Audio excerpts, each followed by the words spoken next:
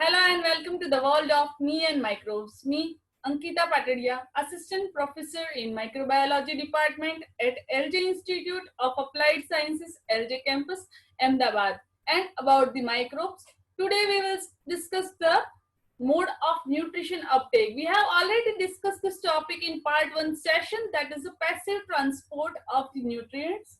Now in this session, we will discuss the remaining portion, that is the active transport of the nutrients. In passive transport, we have studied that the small molecules will pass through the semi-permeable cell membrane from the periplasm to the cytoplasm without utilizing any energy, and they work in the concentrations gradient manner. Here in active transport, something different will occur over here. So let's discuss the mechanism in detail and let's start the discussion. This topic is from the syllabus of Gujarat University, semester 3, core course MI 201, Microbial Physiology, Unit 3, Microbial Nutrition and Introduction to Metabolism. So we have studied what is the cell membrane works in nutrition uptake. In a cell membrane, all molecules can pass, some molecules cannot pass, some molecules can pass through the cell membrane simultaneously. We have studied in passive diffusion, that is the osmosis, diffusion, passive transport and all. In this session, we will study the remaining portion, that is active transport. Nutrition uptake, passive transport having three mechanisms, that is a simple diffusion, facilitated diffusion and osmosis. Again, as I said, it is not utilizing any extra energy and it works in the concentration gradient manner. Here in this session, we will discuss the active transport. Active transport is having four types of mechanism for the nutrition uptake, that is a primary active transport, secondary active transport, and phosphate bond link transport, and finally fourth is a group translocation. Here primary active transport is having mechanism of role of binding protein, while in secondary active transport three types of mechanisms are there for the nutrition uptake, that is sympod, antipod and unipod. And phosphate bond link transport, that is very small but important, and group translocation very important. We will see that group translocation mechanism of Escherichia coli organism in detail. So let's begin our discussions with primary active transport. In active transport, the transport of the solute molecule to the higher concentration from the lower concentration. In passive transport, what happened? The nutrient molecule moves from the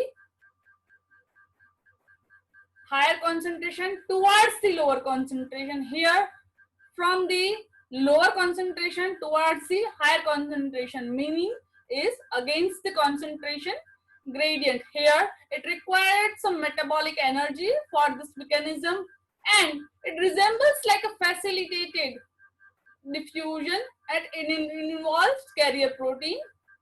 It has the ability to concentrate the substrate, means it can make possible to change the concentration of the substrate. Here solute molecule move across the membrane without any modification. No modification will occur in the actual structure of the solute. So active transport is basically having four types of mechanism, as I have said: primary active transport, secondary active transport, group translocation and phosphate bond link transport. Let's begin primary active transport in terms of role of binding protein. In a primary active transport, role of binding protein, why it gives the name role of binding protein? Because here the binding protein play important role. Carrier called primary active transporters are involved in this mechanism, that is the ATP binding cassette transporters. So generally this is the name of carrier protein. So here we can say that this is the ABC transporters. This is the carrier molecule called ABC transporter, and they are the important in primary active transport mechanism. It consists of two hydrophobic membrane spanning domain and with the 2 ATP binding domain, means total 4 domains are there. Here membrane spanning domain form a pore in the membrane which allows the substrate to move inside the cell from the outside, and ATP binding domain will hydrolyze the ATP. Here in the picture we can see that this is the cytoplasmic membrane, and here the carrier protein is there. 2 is the membrane having spanning domain, and 2 is the ATP binding domain. Here the solute will bind to the protein, and that will come inside where ATP will attach to the ATP binding domain and convert to it from the ATP to ADP, and phosphate molecule will release and the energy is released. Here we can see that the concentration of solute can change, but structure of the solute cannot change, and the energy is required, and it works against the concentration gradient. Next is secondary active transport. In secondary active transport, again the molecule structure will not change. Here the secondary active transport couples the potential energy of ion gradient to transport of substance without modifying. Here also the substrate will not modify, as well as the concentration will also not change, as like in a primary active transport. Secondary active transports are generally contrast generally they move two substances simultaneously, means ionic and non-ionic. The ion whose gradient powers this transport and the substance being moved across the membrane. Here we can see that in picture, the carrier proteins are there, and 3 types of mechanism for the secondary active transport, that is unipod, sympod and antipod. The simultaneous transport of 2 molecules or 2 substances by separate carrier protein is called uniform. Here we can see that one substrate is passed through the membrane via carrier protein in one direction only. For another substrate we require another carrier molecule, but both the carrier molecule allow the passing of nutrient in a single direction simultaneously, that is called unipod. Now in the next picture we can see that sympod mechanism has been shown. When the ion and the other substance, one is the substance and another is the ion, both move in the same direction, not in the opposite direction, both move in the same direction simultaneously, and that is called a sympod.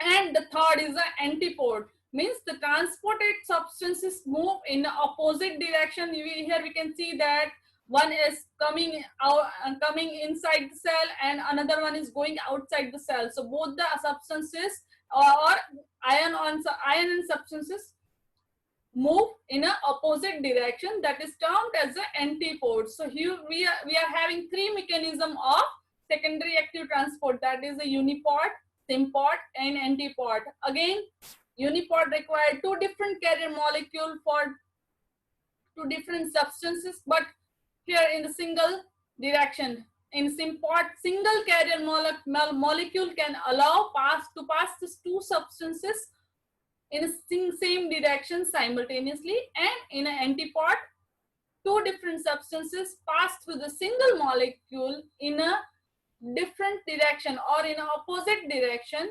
simultaneously, that is called antipod. Now third mechanism is group translocation. In first 2 mechanism we have seen that the substrate molecule structure will not change. In first active transport the concentration is changed. Second mechanism is not showing any change in the substrate molecule, but here in group translocation the structure of the substrate might be changing. The molecule is chemically modified and it is brought inside the cell. So when it is outside the cell the structure is different, and when it comes through the cell membrane via carrier protein the structure will be changed. Here we will see the example of Escherichia coli having the phosphoenol pyruvate, that is a PTS system called sugar phosphotransferase system. In that it transport a variety of sugar molecule while phosphorylating them using phosphoenol pyruvate as the phosphate donor. Phosphoenol pyruvate is also a high energy molecule that generate or that synthesize ATP molecule, which will be utilized to work it against the concentration gradient. So let's see the group translocation by the example of Escherichia coli, sugar transport, phosphoenol pyruvate and phosphotransferase system. Here in Escherichia coli, we can see that different molecules, different carrier protein and enzyme and another proteins are there. So here first is the phosphoenol pyruvate, it is given as a name, and second is the E1, that is the enzyme system 1. Then HPR means heat stable protein.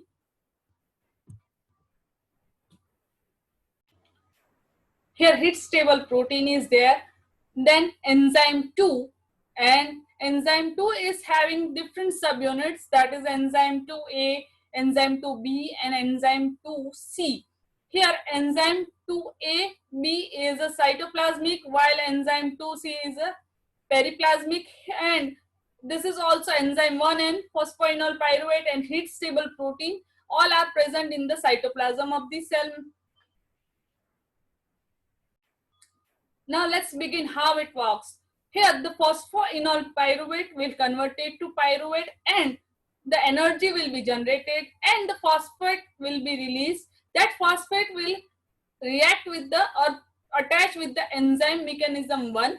Here that enzyme will convert it, that enzyme phosphate molecule, that phosphate molecule again attach with the heat stable protein which is also present in the cytoplasm.